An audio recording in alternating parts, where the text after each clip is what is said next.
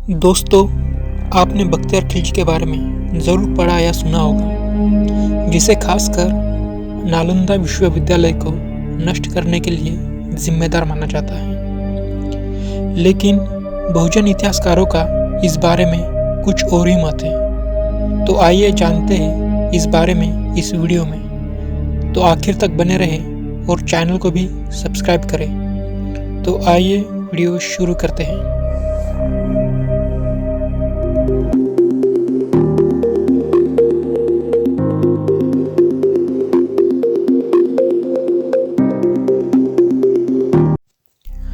नालंदा विश्वविद्यालय की स्थापना गुप्त वंश के शासक कुमारगुप्त ने 5वीं सदी में की थी।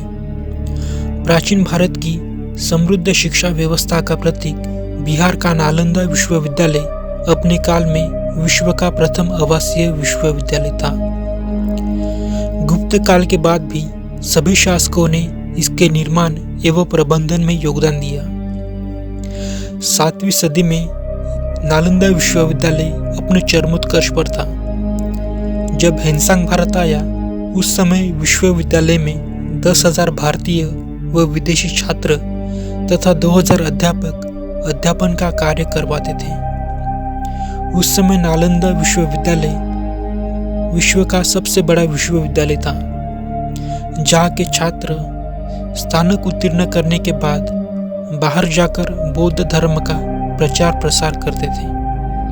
नालंदा बिहार प्रांत में पटना से 50 मील दक्षिण की ओर स्थित है। नालंदा की ख्याति महात्मा बुद्ध के समय से थी।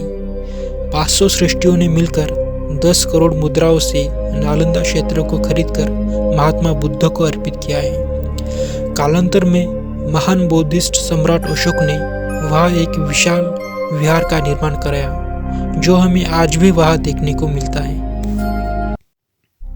नालंदा विश्वविद्यालय को नष्ट करने का आरोप बख्तियार खिलजी पर लगाया जा रहा है, लेकिन बहुजन इतिहासकारों का इस बारे में कुछ और ही मत है। राजू मित्तल के शब्दों में 1857 के फर्जीपन पर 15 साल पहले उनके द्वारा एक लेख लिखा गया था, जिसमें पुराने इतिहास का हवाला देते हुए बौद्ध धर्म के खिलाफ ब्राह्मणों के खेल की खुलकर चर्चा की थी। वो लेख 2006 में पहल में छपा था। खिलजी ने भले ही देश के अन्य स्थानों पर उत्पात मचाया हो, परंतु नालंदा को ब्राह्मणवादियों ने नष्ट कराया था। वे बौद्ध धर्म के बढ़ते प्रभाव से नाराज थे। विभिन्न स्रोतों के हवाले से प्रोफेसर झा लिखते हैं, बौद्ध और ब्राह्मण भिक्षुओं के बीच कई मौकों पर हाथापाई हुई। ब्राह्मण इससे इतना नाराज हुए कि उन्होंने 12 वर्ष तक भगवान सूर्य को समर्पित यज्ञ किया और फिर यज्ञ कुंड के जलते हुए अंगारों को बौद्ध मंदिरों में फेंका। जिन बौद्ध इमारतों पर हमले हुए, उनमें नालंदा विश्वविद्यालय भी शामिल था, जहाँ के अत्यंत समृद्ध विशाल पुस्तकालय, जिसे रत्नबोधि कहा जाता था, उसको जलाकर राख कर दिया गया। इस प्राचीन अध्ययन केंद्र को नष्ट करने के लिए खिलजी को जिम्मेदार ठहराने का उद्देश्य दरअसल बौद्ध धर्म और ब्राह्मणवाद के बीच संघर्ष, जो प्राचीन भारतीय इतिहास की धुरी था, उससे लोगों का ध्यान हटाना है।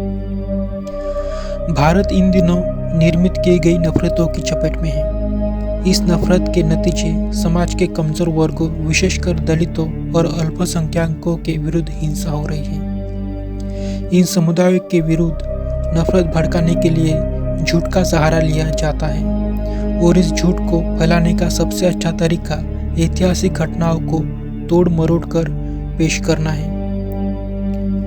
तो दोस्तों, आप इस बारे में क्या सोचते हैं? अपनी राय कमेंट्स में ज़रूर बताएं और चैनल को सब्सक्राइब और शेयर ज़रूर करें।